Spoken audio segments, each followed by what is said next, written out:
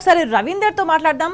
రవీందర్, నిజంగా ఇప్పటి వరకు కూడా కాలయాపన చేసుకుంటా వచ్చింది ప్రభుత్వం రైతు భరోసాకు సంబంధించి, రైతులకు సంబంధించి అనేక అంశాలకు కావచ్చు, ఇచ్చిన 6 గ్యారంటీల అమలుకు సంబంధించి కావచ్చు, ప్రజలకి ఎదురు చూడడం మాత్రమే ఇంకొక ఆల్టర్నేట్ గా మారిన పరిస్థితి తెలంగాణ రాష్ట్రంలో కనిపిస్తుంది.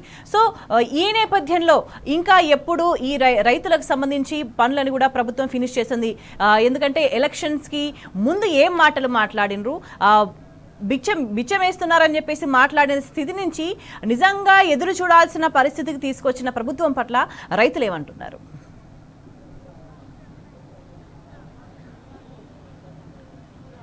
మొత్తానికి రైతాంగం విసిగి వేసారిపోయిందని చెప్పవచ్చు. అనేక సార్లు గడువులు పెట్టింది, గడువులు తప్పించుకునే ప్రయత్నం చేసింది.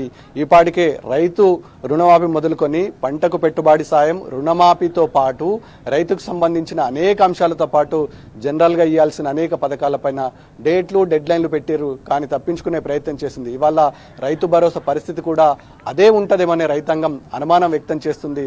ప్రభుత్వం గడువు ఇస్తుంది, మాట తప్పుతుంది, క్యాబినెట్లో వివరించిన తీరును ఒకలా ఉంటుంది, క్షేత్రస్థాయిలో రైతు విషయానికి వచ్చే విధానం పైన కూడా స్పష్టమైన అవగాహన లేకుండా, స్పష్టమైన విధి విధానం లేకుండా, స్పష్టమైన ఫీడ్బ్యాక్ అధికారులకు అందలేకుండా ఇప్పటికీ జనవరి 26 డెడ్ లైన్ పెట్టిందంటే దానిలో ఉన్న ఆంతర్యం ఏంటో రైతాంగంతో పాటు రాజకీయ విశ్లేషకులు, మేధావులు భావిస్తున్నారు. కనీసం విధి విధానాలు ఈ విధంగా ఉంటాయి, ఈ విధంగా మేము రైతులకు ఈ రుణ సహాయాన్ని అందిస్తాము, మేము ఇస్తామన్న మాట ఇది, చేస్తామన్న అంశం ఇది అనే అంశం పట్ల చిత్తశుద్ధితో ప్రభుత్వం కానీ, ప్రభుత్వ యంత్రాంగం కానీ, సంబంధిత మంత్రి కానీ ఇప్పటి క్షేత్రస్థాయిలో ఒక ప్రెస్ మీట్ కానీ, ప్రకటన కానీ జారీ చేసిన సందర్భం ఎక్కడ కూడా లేదు. రైతు విషయంలో పలుమార్లు అనేక మాటలు దాటివేసే ప్రయత్నం ఉంది.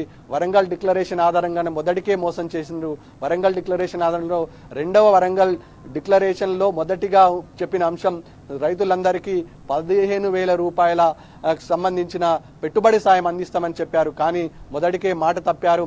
అనేక రకాలుగా ఇబ్బంది పెట్టారు. రుణమాఫీ చేస్తామని చెప్పారు, 2 లక్షలు చేస్తామని చెప్పారు, కానీ ఆ రుణమాఫీ 2 లక్షలు కాలేదు. ఇప్పటికీ ఉమ్మడి నిజామాబాద్ జిల్లా వ్యాప్తంగా 30,000 ఉన్న రైతులకు కూడా ప్రతినిత్యం బ్యాంకుల చుట్టూ తమ ఆధార్ కార్డు, పాన్ కార్డు పట్టుకొని తిరగాల్సిన పరిస్థితి. అంటే పూర్తి స్థాయిలో రైతులకు ఈ ప్రభుత్వం మీద, ఈ ముఖ్యమంత్రి మీద నమ్మకం సడలింది. ముఖ్యమంత్రి అంటోడు మాట ఇస్తే తప్పుతాడు అనే అంశాన్ని రైతాంగం ఇవాళ క్లియర్ గా చెప్పుతుంది. ఆయన మాట్లాడతాడు కానీ ఇవ్వడు అనే అంశం పైన రైతాంగం యావత్తు నిస్సహాయ స్థితిలో ఉంది. క్షేత్రస్థాయిలో ఫీల్డ్ లెవెల్లో కూడా అదే పరిస్థితి. రైతులు బహిరంగంగానే చర్చించుకుంటున్నారు, రైతులకు ఇబ్బంది కలుగుతుందని చెప్తున్నారు. మొన్నటికి మొన్న వ్యవసాయకు సంబంధించిన కోదండ రామిరెడ్డి రైతు క్షేత్రస్థాయిలో పరిశీలన, పర్యవేక్షణ చేయడానికి వస్తే ముఖం చాటేసిన సందర్భం స్పష్టంగా ఉంది. అంటే కాంగ్రెస్ నాయకులకు కానీ, కాంగ్రెస్ ప్రజాప్రతినిధులకు కానీ రైతులతో నేరుగా ఇంటరాక్ట్ కావడానికి భయపడుతున్నారంటే వాళ్ళు తప్పు చేస్తున్నారు అనే ఫీలింగ్ స్పష్టంగా ఉంది. ఇవాళ రైతులు నిలదీస్తున్నారు, అడుగుతున్నారు, ప్రశ్నిస్తున్నారు. అందుకే కాంగ్రెస్ ప్రభుత్వం మాట ఇచ్చి తప్పుతుందనే ఆగ్రహం కూడా రైతాంగం నుంచి వ్యక్తమైతే సందర్భం స్పష్టంగా కనబడుతుంది.